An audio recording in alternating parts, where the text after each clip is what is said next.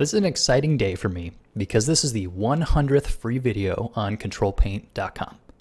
And I wanted to mark the occasion by talking about 3 things that I don't normally have an opportunity to. First off, I want to introduce myself a little bit. I want to talk about the difference between talent and skill. And I want to talk a bit about art school. I was introduced to the Wacom tablet as a 6th grader.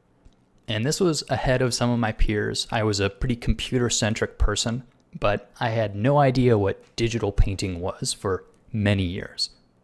So I was mainly doing photo retouching and a bit of graphic design, and then all the while, I was drawing traditionally at school. And then at some point in late high school, the idea hit me that these two were linked, that there were careers out there that had artists working with Wacom tablets professionally using drawing skills. And at that time, my main goal was to become a 3D animator. That's a great example of a midterm goal. I had my target set on this goal of working in 3D movies.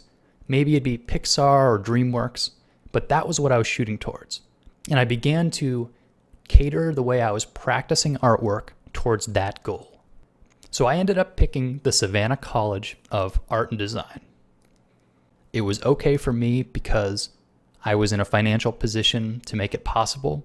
That's not going to be the case for everyone, and it is not required. Take a look at Marco or Brad Rigney, and you can see that it does not take traditional art education to be an incredible painter. These guys work real hard, taught themselves, and you can see the results. Talent is genetics. Some of us just have a more natural aptitude when it comes to drawing and painting. That's just how it is. But don't confuse that with someone who's better than you as being more talented. Generally speaking, the talent is just the very first jumpstart, but everything past that point is hard work and dedication. So a lot of artists might not have been very talented to begin with, but they spent more years critically enhancing their own technique, always judging whether or not they were working in the right direction. And with all that slow progress, you get great results. If you can have some medium-term goal, like for me it was trying to become a computer animator, and then immerse yourself in the process, your skills will grow much more quickly than if you're pulled in a bunch of different directions. And for those that have the ability to do so, art school is a great way to immerse yourself. So I was in art school, taking my foundations classes and beginning in my computer animation major when I was struck by a book called The Skillful Huntsman. And all of a sudden I realized I don't want to be a computer animator. I want to do that. There's a job where you get to design dragons and sci-fi environments. Yeah, count me in for that one. So all of a sudden, my medium-term goal changed. And this is fine. The great thing about art is that there's so much overlap between different categories that you're never really wasting time. Now I had a new goal, and that was concept art.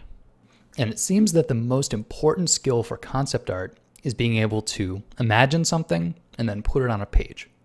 And at SCAD, the sequential art department, or the comic book department, was great in that category.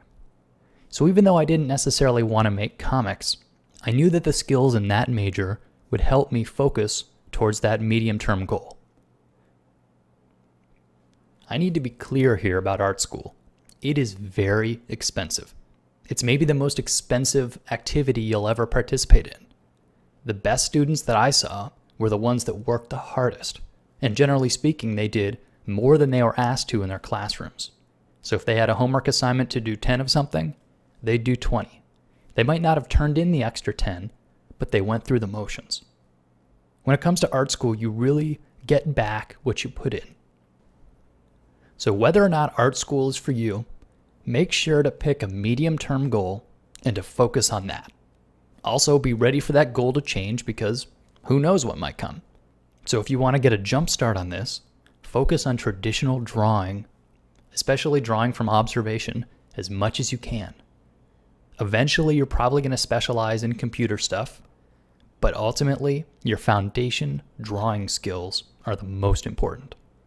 And if you don't go to art school, no one's going to force you to do them. So make sure you have a good foundation before you start to specialize. I want to thank you guys so much for watching all these videos. It's the interesting comments and conversations that start from these videos that are really exciting for me to see. So thanks for being a great community, and stay tuned for future videos.